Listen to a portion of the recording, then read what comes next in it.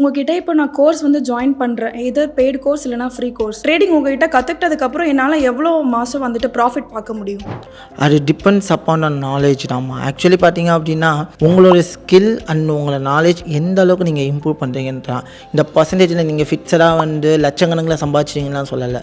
மாதம் ஒரு 3 to 10%. ஏன் ஒரு மாதம் நீங்கள் ப்ராஃபிட்டில் இருக்கலாம், ஒரு மாதம் லாஸில் இருக்கலாம். ஃபார் எக்ஸாம்பிள் இன்க்ளூடிங் மீ, நான் ஒரு மாதம் ட்ரேட் பண்ணுவேன், இன்னொரு மாதம் ட்ரேடே பண்ண மாட்டேன். ஒரு மாதம் 10% ப்ராஃபிட் எடுப்பேன், இன்னொரு மாதம் 20% எடுப்பேன், ஏன் ஒரு மாதம் 10% லாஸில் கூட இருப்பேன். ஆனால் லாங் டைம் சஸ்டைனபிளாக நம்ம எவ்வளோ நாள் மார்க்கெட்டில் நிற்கிறோம், லாங் டைம் கன்சிஸ்டன்சியாக எவ்வளோ நாள் மார்க்கெட்டில் ஓடுங்கிறது தான் பார்க்கணுமே தவிர, நான் என்கிட்ட நீ கோர்ஸ் ஜாயின் பண்ணிட்டீங்கனாலே நீங்கள் வந்து பெருசாக பணம் பண்ணிடுவீங்க, அது பண்ணிடுவீங்க, இது பண்ணிடுவீங்க நான் சொல்ல விரும்பல. நீங்கள் வந்தீங்கன்னா ஸ்கில்லை கற்றுக்க வரீங்க.